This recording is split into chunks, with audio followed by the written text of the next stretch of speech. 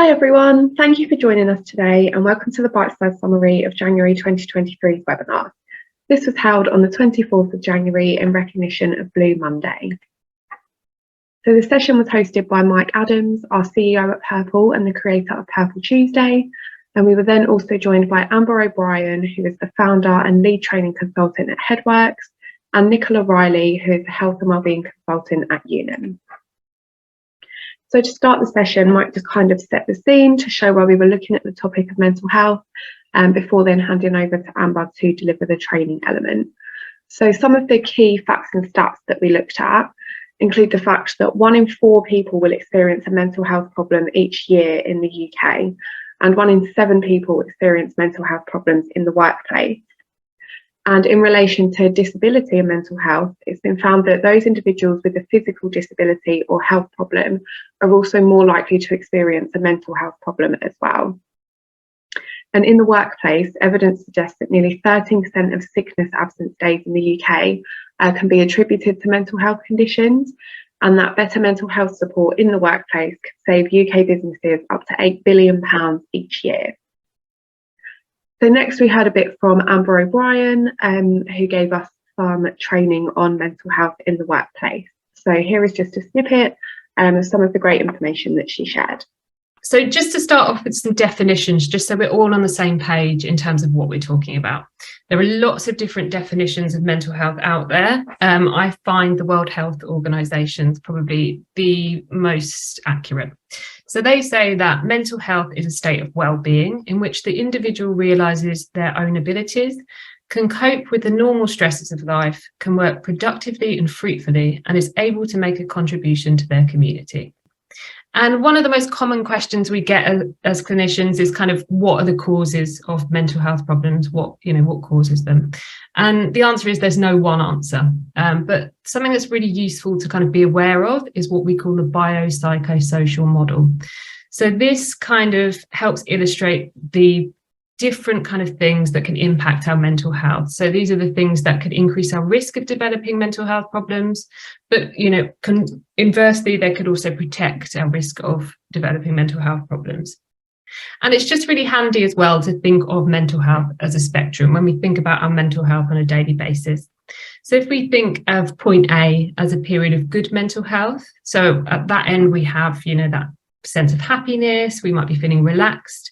Because of that, we might be feeling productive and confident. And then at point B, we've got that period of poor mental health, which we all experience. No one's ever going to sit at point A, unfortunately, for, every day for their whole lives. So, we'll regularly experience things like stress and anxiety and tension. We might feel unhappy from time to time. We might feel fatigued because of those feelings from time to time. When we start feeling like that a lot, more days than most, that's when we might slide into point C, and this is mental health problems. So supporting employee mental health then, now we kind of have a picture about what we mean by mental health. Why is it important? So there are several reasons, really. Firstly, there's the ethical responsibility that we have as employees. It kind of goes without saying, but I think it's important to kind of underline that so it doesn't sound quite so cold and kind of matter of fact when we talk about the other things. We do have that duty of care, and it is, of course, ethical to just look after everyone and make sure that we're not kind of impacting their mental health negatively, and we're supporting them. The second piece of legislation that's relevant is the Equality Act. That's because long-term mental health problems can class as a disability under the Equality Act, and employers therefore have a duty to offer reasonable adjustments where relevant and where they may be needed to people with long-term mental health problems. And how is kind of a question we get quite a lot. So just in terms of the kind of overarching golden rules, in terms of thinking about the organisation.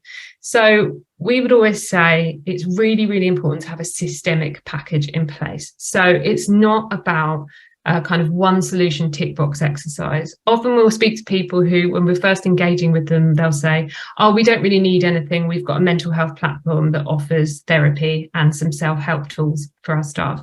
Now, that's fantastic. And that is needed, but that's not the only thing that's needed. So, actually, what about the prevention aspect?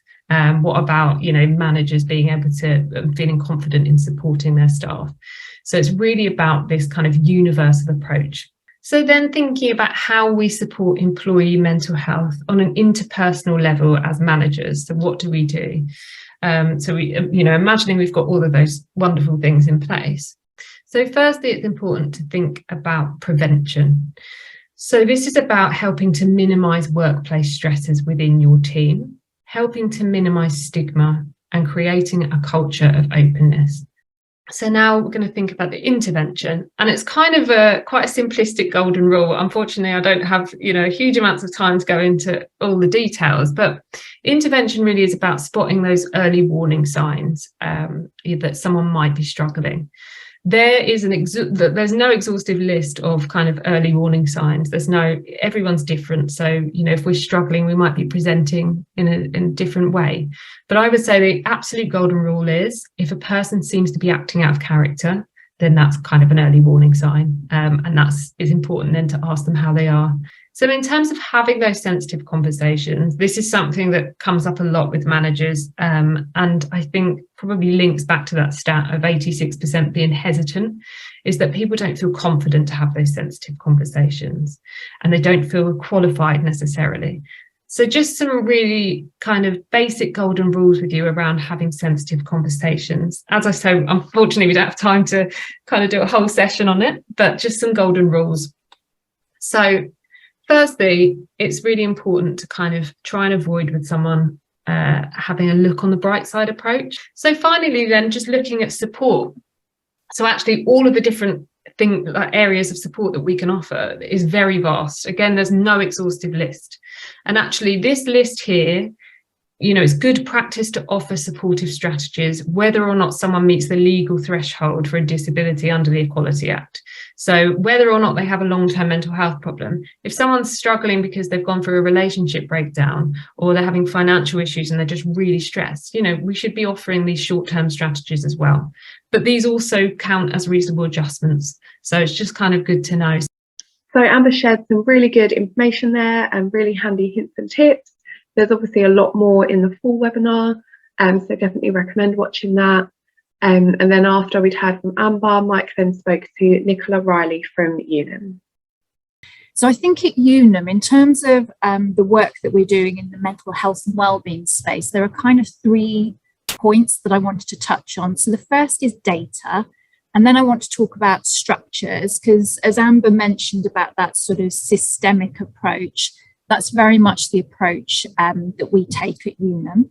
And then I just want to touch on some of our targeted programs, if I may, just to give you a bit of a flavour of the type of work that we're doing. So the first is around data. So it's really seeking to understand. So that might be talking to employees, it might be running pulse surveys. It's considering things like our leading and our lagging data. So for us at Unum, leading data-wise, we're seeking to understand the health needs of our employees. And we do that through various surveys, but we use an app called Teacup. It takes our employees 60 seconds to complete their satisfaction with their health, their happiness, and their success. And we run that on a quarterly basis, and we get really rich data that tells us things like, for example, we know Tuesdays and Thursdays are our tricky day because people don't sleep so well on the preceding night. So we're able to target and really understand that, talk to employees about it and target it with some support and some programs. One of the other things we do is really work to destigmatise mental ill health. So we get members of our executive committee have done little short video segments talking about their own story and linking that to their performance and how they've overcome difficulties, really raw insights into the very sort of personal and private lives of these individuals. And also most recently, we had some employees that did a short video for us on the mental health impact of gender issues. And then we've also put things like digital stretch and meditation breaks that employees can just slot into their calendar. And because we have a larger workforce in the US, we actually get to join our US colleagues and do a bit of mindfulness and meditation. We have those in we call them short energizer breaks. So it's very much kind of targeting the workforce in sort of different ways through that sort of systemized approach. So as you've heard from this short overview, there are some really interesting tips and actionable takeaways shared from Amber. and some really great ideas from Nicola as well. We obviously recommend watching the full webinar to get the whole picture of everything that was discussed and everything that we can include in this. But thank you for watching the bite-sized overview today. I hope you enjoyed it, and if you have any questions about anything to do with Purple 365, you can email me anytime at lashby@purpletuesday.co.